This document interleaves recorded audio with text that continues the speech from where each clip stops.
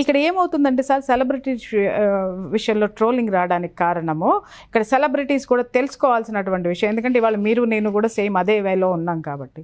మొదట్లో నా మీద కూడా ట్రోలింగ్ వచ్చినప్పుడు, లేకపోతే కాంట్రవర్సీలు వచ్చినప్పుడు విపరీతంగా బాధపడిపోయేదాన్ని, కోపం వచ్చేసేది, ఏడుపు వచ్చేసేది. ఒక్కొక్క రోజు ఇవన్నీ ఎందుకు ఆపేద్దామని అనుకుని ఒకరోజు మెడిటేషన్లో కూర్చున్నాను. అంటే నాకు ఏదైనా ఒక విషయం ఉందంటే మెడిటేషన్లోనే అనాలిసిస్ చేయడం నాకు బాగా అలవాటు. దాంట్లో నుంచి నాకు చాలా సమస్యలకి సమాధానాలు వస్తాయి, ఆ పరిష్కారాలు కూడా నాకు ఇమ్మీడియట్గా అవుతాయి. ఆలోచిస్తూ ఉంటే నాకు వచ్చిన మెసేజ్ ఏంటి అనంటే, యుద్ధం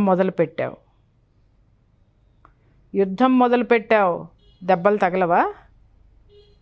నువ్వే నరుకుతూ పోతావా? ఎదుటివాడు నిన్ను నరకటానికి రాడా? నువ్వు థ్రెటన్ చెయ్యవా?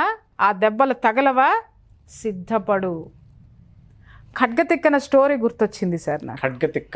ఎస్, ఖడ్గతిక్కన భయపడిపోయి యుద్ధంలో చస్తానేమోనని చెప్పి భయపడి ఇంట్లో కూర్చుంటే, వాళ్ళ ఆవిడ ఇంటికి రాగానే ఏం చేస్తుందనంటే మంచం అడ్డం పెట్టి పసుపు కుంకుమ పెట్టి స్నానం చేయండి అంటది.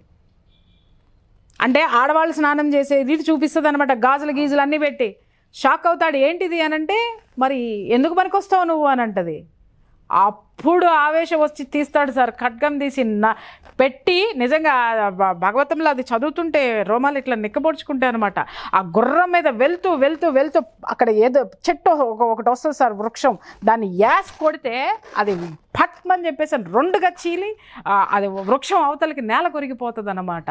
ఆ ఖడ్గానికి కాదు సార్, అతనిలో అంత కసి, అంత పదును ఉంటుంది అనమాట, షార్ప్. వెళ్ళి నరుకుతాడా యుద్ధంలో. తనకి ఎలాంటి పర్ఫార్మెన్స్ ఉంటుందో చూడండి. ఆ విజన్ నాకు వచ్చింది. గాజులు తొడుక్కున్న చేతిలో నేను కత్తి పట్టుకున్నాను కాబట్టి డెఫినెట్గా నేను పోరాటం చేయడానికే ముందుకెళ్ళాలి. ఇవన్నీ డెఫినెట్గా వస్తే ఫేస్ చేయాలి. సమాధానం ఇవ్వాల్సిన వాళ్ళకి సమాధానం ఇవ్వాలి. వెధవలకి అసలు కనీసం పట్టించుకోవాల్సిన అవసరం కూడా లేదు.